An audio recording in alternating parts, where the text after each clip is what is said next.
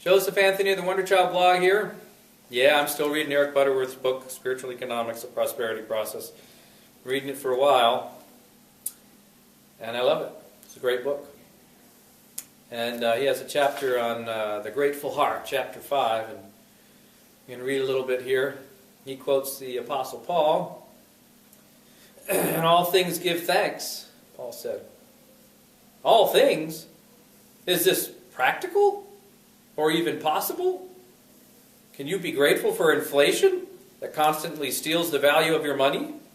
Can you give thanks for the spiraling costs for exorbitant interest rates, for personal finance crisis? How can you give thanks for lack and unemployment? You don't.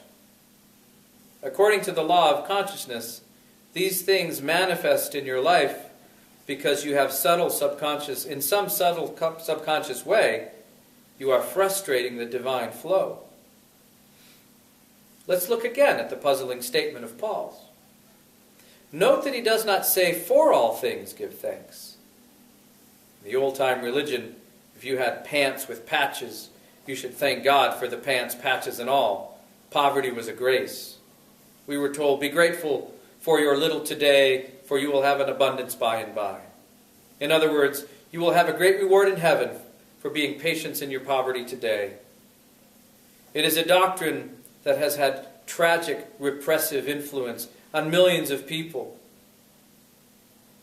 What Paul does say is, in all things give thanks. In other words, despite of the problems or lack, or even because of them, the need is to get yourself centered in the awareness of the ever-present substance. And the most effective way to accomplish this is by thanksgiving. He is stressing the importance of a grateful heart, not simply an expression of gratitude for things, but a heart that is grateful, full of greatness. Excuse me. It is a cosmic ideal that has been caught and taught by mystic teachers of all ages. Perhaps no one has articulated it better than Plato, who said more than 2,500 years ago, "A grateful mind is a great mind, which eventually attracts to itself great things." It's a tremendous insight. The grateful person is great because he has turned on all the lights in himself. You may say of someone, "He has so much and he is so grateful."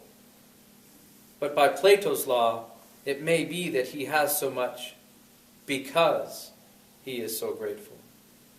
The grateful heart opens the way to the flow and becomes an attractive force to draw to itself great things.